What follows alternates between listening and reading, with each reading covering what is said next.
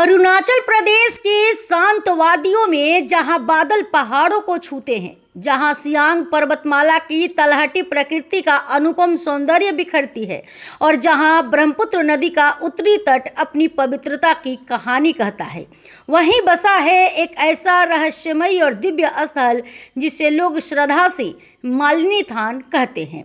Lower Siang जिले के लिकाबाली के पास स्थित मालिनी थान केवल एक मंदिर नहीं बल्कि इतिहास, आस्था, कला और सनातन संस्कृति की जीवंत गाथा है। सदियों पुराना यह स्थल आज भी अपने भीतर अनगिनत रहस्य समेटे हुए हैं।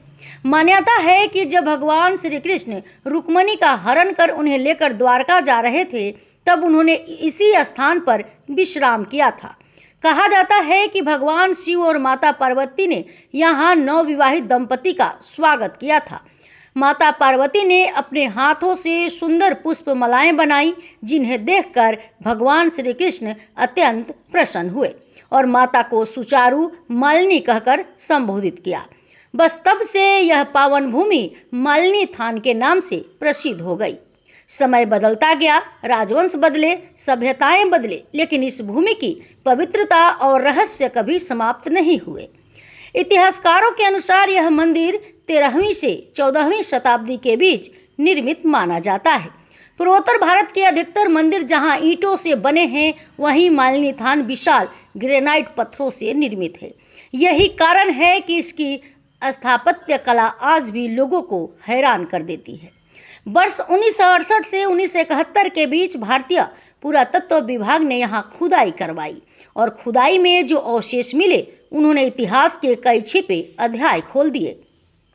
यहाँ से भगवान गणेश, कार्तिकेय, सूर्यदेव और इंद्रदेव की दुर्लभ प्रतिमाएं प्राप्त हुई। विशाल नंदी बैल की मूर्ति, सिंह और हाथियों की अद्भुत आकृतियां और पत्थरों पर उकेरी गई बारीक की नक्काशी का आज भी उस युग की भव्यता का प्रमाण देती है। मंदिर की दीवारों पर बने कमल पुष्प और वेल बूटे ऐसा प्रतीत कराते हैं मानो पत्थर में आज भी कला जीवित हो।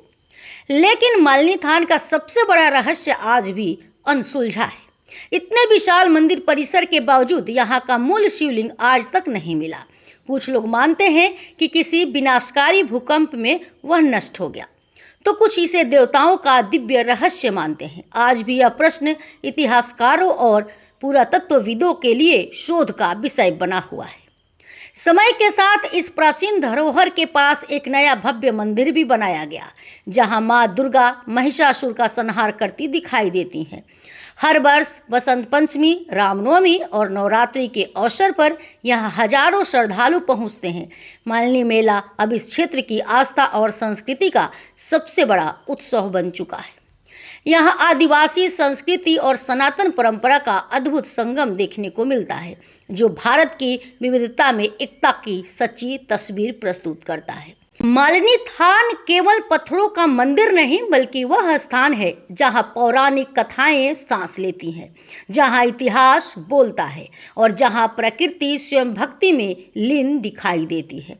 अरुणाचल प्रदेश की यह दिव्य धरोहर आज भी श्रद्धा, संस्कृति और भारतीय सभ्यता की अमर कहानी सुना रही है। यह स्थान डिब्रूगढ़ से लगभग 60 किलोमीटर और सीलापथार से करीब 10 किलोमीटर की दूरी पर स्थित है। सीलापथार से प्रेरणा भारतीय डिजिटल न्यूज नेटवर्क के लिए हमारे विशेष प्रतिनिधि दिलीप कुमार की विशेष रिपोर्ट।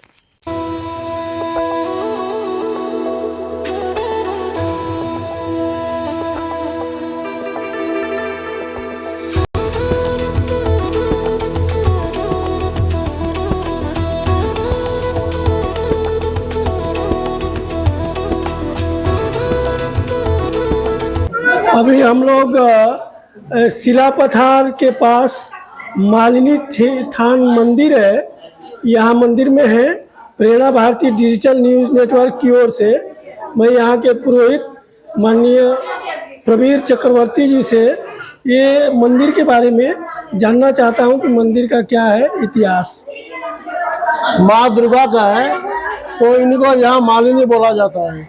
तो मालिनी बोलने का कारण भी हम बोलेंगे बाद में। अरुणाचल में राजा भीष्मक रहते थे। राजा भीष्मक राजधानी भीष्मक नगर में थे।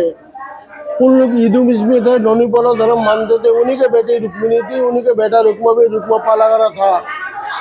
तो रुक्मिणी बचपन से श्री कृष्ण ही चाहते थे, हम जब शादी करेंगे भगवान श्री कृष्ण हम शादी करेंगे।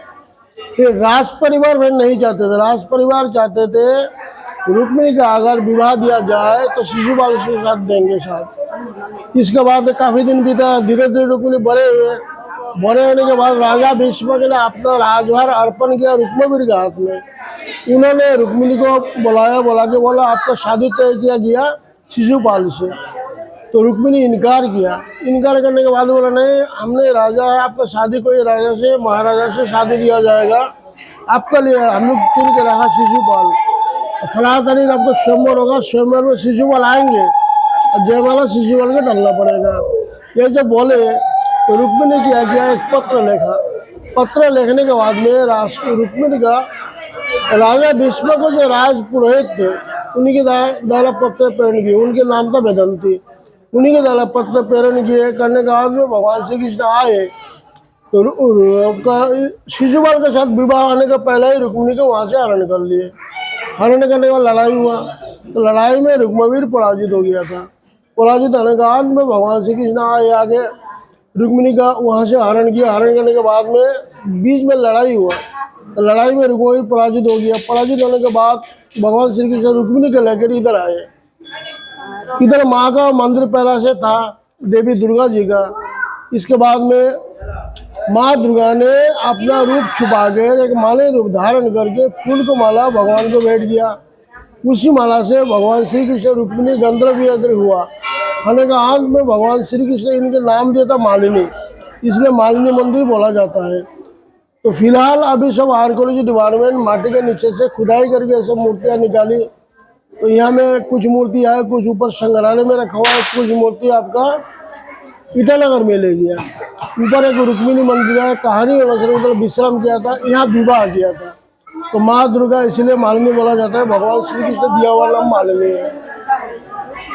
ये जो मंदिर के पीछे बहुत सारे जो पत्थर रखे हुए हैं, क्या उसका क्या कहानी है? हमारा मंदिर जो पुराना वैदिक हिसाब से 3 भाग में भगाया जाता था। गर्भगृह, अंठाला, मुख्य मंडपा। तो ये सब नीचे का बेज है, ऊपर का पार्ट टूट गया, ये आर्कियोलॉजी का कहना है। तो उसी का मंदिर का बेज था नीचे। तो ये पुराना मंदिर का ये सब, हाँ पुराना मंदिर वही था, सब विध्वंस हो गए। और ये मुसलमानों ने इसको तोड़ा? ना मुसलमान टूटा नहीं है, ये मुसलमान इधर तो मुसलमान है नहीं ना। तो यहाँ सब कोई दूसरा कारण से माटी के नीचे दब गया है। सब भूकंप है, माटी के नीचे मिला हुआ है, सब दब गया था। अच्छा। तो अभी यहाँ मंदिर का परिचालन संचालन कौन करता है? मालिनी विकास परिषद। बढ़िया से सब चल रहा है। कोई आप भक्तों के लिए क्या कहना है? हाँ, जो यहाँ दूर दूर से भक्त लोग आते हैं, भक्त लोग आते हैं, अपना मन कमला बोल के जाते हैं, जब काम पूरा होते फिर आते हैं, ऐसे करके आ रहे हैं। कुछ लोग बाहर से भी आते हैं, टूरिस्ट अगर आते हैं, इंडिया के बाहर से भी टूरिस्ट आते हैं। साल में कोई एक विशेष दिन है क्या? हाँ, बसंती पूजा। बसंती पूजा में सप्तमी, अष्टमी, नवमी, दशमी, ये तो हमारे 4 पूजा हो गए, 4 का तिथि। इसमें तो मेला होते हैं, तो मेला में 1-2 दिन पीछे भाड़ा भी दिया जाता है। बहुत बहुत धन्यवाद आपका, ये हमको बताने के लिए। प्रेरणा भारती डिजिटल न्यूज़ नेटवर्क के लिए मैं शिला पथार से दिलीप कुमार। आइए चलते हैं।